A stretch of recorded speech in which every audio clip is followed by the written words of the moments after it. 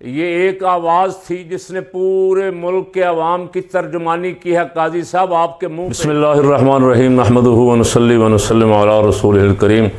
گزشتہ رات سے جو شور پڑا ہوا ہے سوشل میڈیا پہ، قاضی فائز عیسیٰ صاحب اسلام آباد کسی بیکری میں تشریف لے گئے اور کچھ اپنے گھر کے لیے لینا چاہتے تھے۔ ان کی بیوی یا بیٹی کہا جا رہا ہے، دونوں میں سے کوئی ساتھ تھیں۔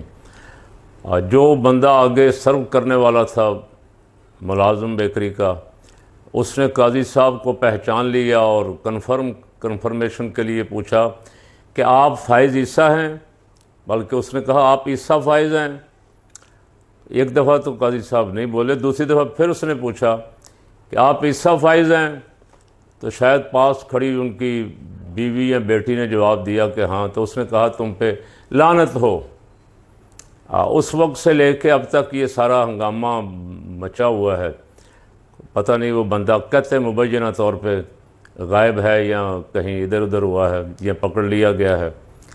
تو قاضی صاحب کو اس نے جرم یہ کیا ہے، اس نوجوان نے، کہ اس نے عوام کی آواز پہنچائی ہے کہ قاضی صاحب سپریم کورٹ میں سب سے اونچی کرسی پہ بیٹھ کے ساتھی ججوں کی تدلیل بھی کرتے ہو، وکیلوں کی تدلیل بھی کرتے ہو اور سائلین کی تدلیل بھی کرتے ہو، اور ملک میں عدل و انصاف کا بول بالا کرنے کی بجائے آپ کچھ سہولت کاروں کو خوش کرنا چاہتے ہو، پیسے والوں کو خوش کرنا چاہتے ہو، ڈالر والوں کو خوش کرنا چاہتے ہو، اور ایک ہی طرح کے ایک ہی پارٹی کے حق میں فیصلے دیے جا رہے ہو، دوسروں کو نظر انداز کر رہے ہو۔ کتنے کیس تمہارے پاس انسانی حقوق کے لگے ہوئے ہیں جن کی باری نہیں آ رہی، اور لگتا ہے آپ کے دور میں باری آئے گی بھی نہیں، اور آپ اپنی باری کے لیے ہاتھ پاؤں مار رہے ہو کہ کسی طرح مجھے مزید 3 سال مل جائیں۔ جو کچھ کر رہے ہو، ایسے کیس جن کا براہ راست تعلق ہے آپ کی ایکسٹینشن سے، وہ کیس آپ کو سننے نہیں چاہیے تھے، آپ کو بیٹھنا نہیں چاہیے تھا ان میں ایسے جج لگانے چاہیے تھے جن سے تاثر ملے کہ یہ قاضی صاحب کے حمایتی جج نہیں ہیں، تاکہ جو فیصلہ آتا عوام کو اس فیصلے پہ اعتماد ہوتا۔ لیکن آپ بالکل الٹی ڈگر پہ جا رہے ہیں۔ آپ اس کے عدل و انصاف کے تقاضوں کے بالکل دوسری جانب کھڑے، اور آپ کے بینچ بنانے سے لے کے فیصلہ آنے تک ملک کے بچے کو پتہ ہوتا ہے کہ آپ کا فیصلہ کیا ہوگا، آپ کدھر جائیں گے۔ آپ پیسے والوں کی طرف جائیں گے، آپ مظلوموں کی طرف جائیں گے، آپ با اختیار لوگوں کی طرف جائیں گے، یا جیل میں پڑے ہوئے قیدیوں کی طرف جائیں گے، ہر بچے کو پتہ۔ تو میں نے پہلے بھی عرض کیا تھا کہ اس طرح کے فیصلے دیکھ کے پاکستان کی عدالتوں کا ستیہ ناش کر رہے ہیں آپ ذرا عوام میں نکلیں، دیکھیں لوگ آپ کے بارے میں کیا کہتے ہیں۔ یہ ایک آواز تھی جس نے پورے ملک کے عوام کی ترجمانی کی ہے۔ قاضی صاحب آپ کے منہ پہ کبھی ہم نے ایسا نہیں دیکھا تھا۔ اب بڑے بڑے نامی گرامی سیاستدان جو اپنے آپ کو بڑا چیمپئن کہتے ہیں آزادی اظہار کا، اب وہ بھی بڑوں کے سامنے آتے ہیں تو ان کی بھی ٹون بدل جاتی اور خوشامدوں میں لگ جاتے ہیں۔ اس ایک بیکری کے ملازم نوجوان نے آپ کو آئینہ دکھایا ہے، اس نے قوم کی آواز آپ کو سنائی۔ اس کو پکڑنے کی بجائے، اس پہ ظلم کرنے کی بجائے، اس کی جاب ختم کروانے کی بجائے اس کو شاباش دینی چاہیے تھی آپ کو۔ سیدنا فاروق اعظم رضی اللہ تعالیٰ عنہ کا ارشاد مبارک کا، میرا صحیح معنوں میں دوست وہ ہے جو مجھے میرے عیب سے آگاہ کرتا ہے، میری کمزوریوں سے آگاہ کرتا ہے تاکہ میں اسے درست کر لوں۔ آپ کو قاضی صاحب اس نوجوان نے آئینہ دکھایا ہے، اور دکھایا ہے کہ لوگ آپ کے بارے میں کیا رائے رکھتے ہیں۔ تو وہ بڑا مشہور مصرع کہ زبان خلق کو نکارہ خدا سمجھو، تو ایک آدمی نہیں، کروڑوں آدمی جن کا آپ نے حق چھینا 8 فروری کا، وہ اسی طرح کے خیالات آپ کے بارے میں رکھتے ہیں جس طرح کے خیالات کا اظہار اس نوجوان نے کیا ہے۔ کتنا بہتر ہوتا آپ کے فل کورٹ میں سے جو 13 جج آپ نے بٹھائے تھے، ان میں سے 8 سے آپ دشمنی لے رہے ہیں، آپ ان کے خلاف لیٹر بازی کر رہے ہیں، آپ ان کا فیصلہ جس بینچ میں آپ خود سربراہی کر رہے تھے، اس بینچ کا فیصلہ ماننے کے لیے آپ تیار نہیں ہیں، آپ عدلیہ کی تذلیل کروا رہے ہیں۔ اس نوجوان نے آپ کو بتایا ہے کہ اب آپ کے کرسی انصاف پہ بیٹھنے کا وقت نہیں ہے۔ اب جو حالت آپ کی ہو گئی ہے، آپ کو گھر جانا چاہیے۔ آپ بازار میں نکلیں گے، دکان پہ آئیں گے تو وہی کچھ ہوگا جو باجوے کے ساتھ فرانس میں یا بیلجیم میں ہوا۔ فرانس اور بیلجیم میں ہم اس کے حامی نہیں ہیں، لیکن ہوا سارا کچھ۔ عوام آپ سے اتنے بیزار ہیں، عوام آپ دیکھ رہے ہیں کہ آپ کے فیصلوں کی وجہ سے ملک 50 سال پیچھے چلا گیا۔ آپ کے فیصلوں کی وجہ سے پاکستان میں عدل و انصاف کا جنازہ نکل گیا۔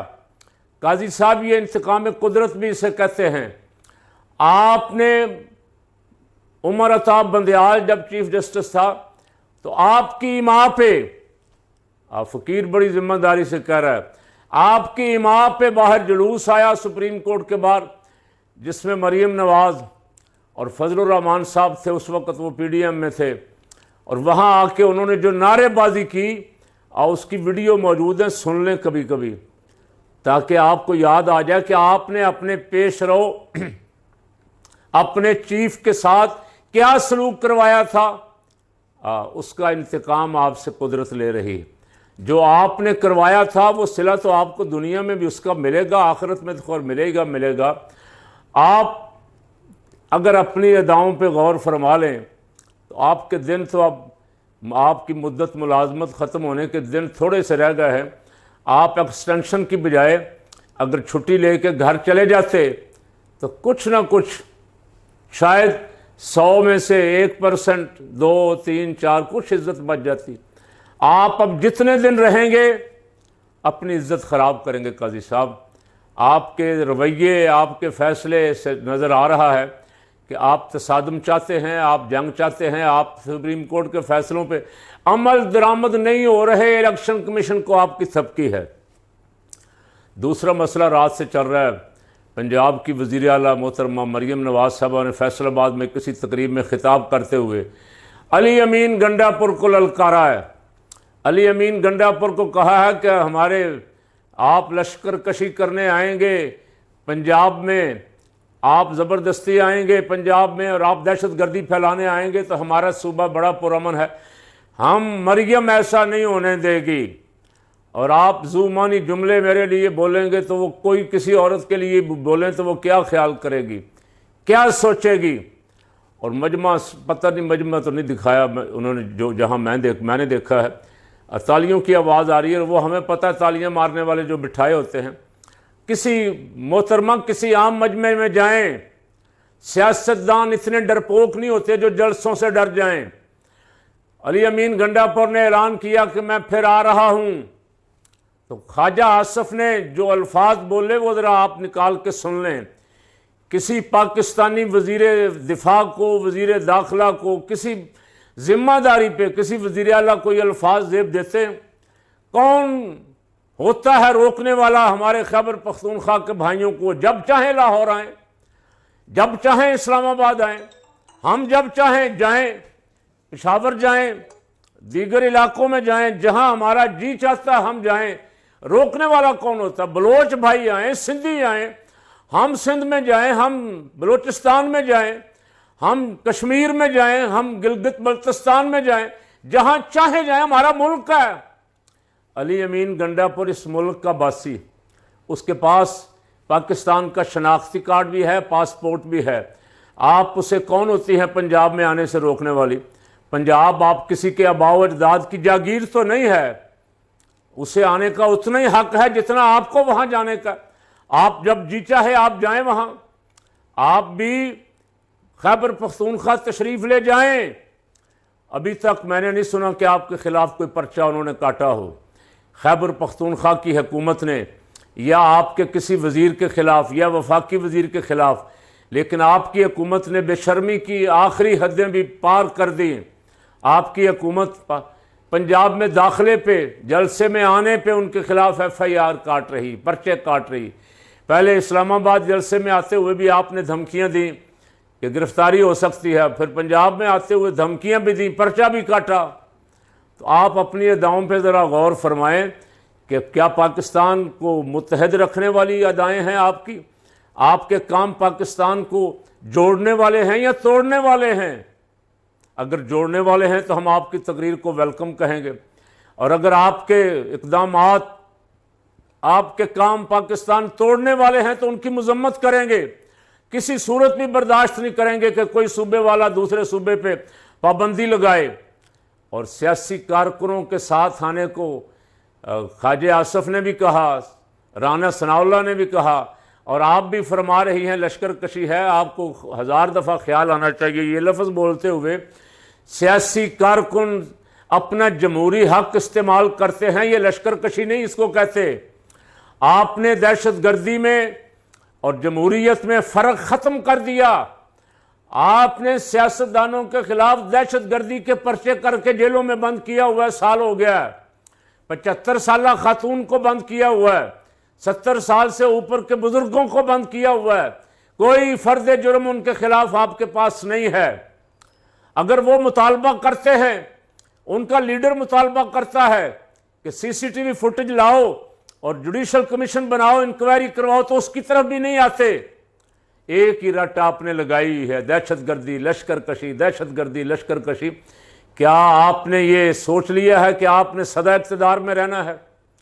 کل سب کچھ یہ جو کچھ آپ کر رہے ہیں کل آپ کو فیس کرنا پڑے گا، اس لیے بہت سوچ سمجھ کے قدم اٹھائیں۔ اپنی کرسی اقتدار کے لیے ملک کا نقصان نہ کریں، بھائیوں میں دراڑیں نہ ڈالیں۔ وہ آتے ہیں تو وزیر اعلیٰ صاحب کو چاہیے تھا ان کو ویلکم کرتی، خوش آمدید کہتی، آؤ بھائی جتنی بار چاہو آؤ، آپ کا اپنا گھر ہے، تو رویے بدل جاتے۔ جلسوں کا جواب بڑکوں سے اور دھمکیوں سے نہیں دیا جاتا محترمہ، جلسوں کا جواب جلسوں سے۔ جس دن انہوں نے اسلام آباد جلسہ کیا، جو کچھ پابندیاں آپ نے عائد کی، ان پابندیوں کے ساتھ چلے نہیں میں چھوڑتا ہوں، آپ کو اپنی حکومت کی تمام آزادیوں کے ساتھ اس جلسے کا چیلنج جلسے کی صورت میں قبول کرنا چاہیے تھا۔ آپ عوام میں نہیں نکل سکتے۔ انہوں نے 5 اکتوبر کا اعلان کیا ہے، آپ 10 اکتوبر کا اعلان کریں۔ یہ ہوتا رہا، بھٹو جلسہ کرتا تھا، قومی اتحاد جلسے کا جواب جلسے سے دیتا تھا، قومی اتحاد جلسہ کرتا تھا، بھٹو قومی اتحاد کے جلسے کا جواب جلسے سے دیتا تھا۔ اب آپ جلسوں کا جواب دھمکیوں اور پابندیوں اور مقدمات اور ایف آئی آر کاٹ کاٹ کے دے رہی ہیں، تو یہ سیاسی اور جمہوری رویہ نہیں ہے۔ کہیں بھی آپ کے اس رویے کو اپریشیٹ نہیں کیا جائے گا۔ اس لیے آپ مہربانی فرمائیں، اس ملک کو اس طرف نہ دھکیلیں، بھائیوں کو آپس میں نہ لڑائیں، صوبوں کو آپس میں دوریاں پیدا نہ کریں، نفرتیں پیدا نہ کریں، بلکہ کوشش کریں کہ وہ جلسہ کرنے کے لیے جتنے کارکن وہاں سے آئیں، یہاں سے خوش ہو کے جائیں آپ کی حکومت کو، وہ کہیں کہ پنجاب کی ترقی ہو رہی ہے، پنجاب بہت اچھا ہے۔ اپنے منہ میاں مٹھو بننا تو ہر بندہ ہی کرتا ہے۔ ابھی 4 دن پہلے، بلکہ 2 دن ہوئے، سندھ کا وزیر تعلیم پنجاب پہ الزام لگا رہا ہے کہ پنجاب کے ادارے بند ہیں، پنجاب میں جعلی سکول ہیں، پنجاب میں نقل سے امتحان ہوتے ہیں۔ آپ کو جواب دینے کی بھی توفیق نہیں، آپ کی ترجمان صاحبان بھی نہیں بولی۔ جہاں بولنا چاہیے تھا وہاں آپ نے کارکردگی کا جواب کارکردگی سے دینا۔ خیبر پختونخوا میں علی امین گنڈا پور کی پارٹی کی 3ری بار حکومت ہے۔ خیبر پختونخوا کے لوگ دوسری بار بھی کسی کو نہیں دیتے۔ اگر وہ نالاں ہوں، اگر وہ حکومت سے راضی نہ ہوں، وہاں 3ری بار ان کو باری دینا اس بات کا ثبوت ہے کہ ان کے عوام ان سے مطمئن ہیں اور عوام ان کے ساتھ کھڑے ہیں۔ آپ کو اپنا رویہ بدلنا چاہیے۔ اس ملک کو بڑے دل والے سیاستدانوں کی ضرورت ہے۔ اللہ اس ملک کی حفاظت فرمائے۔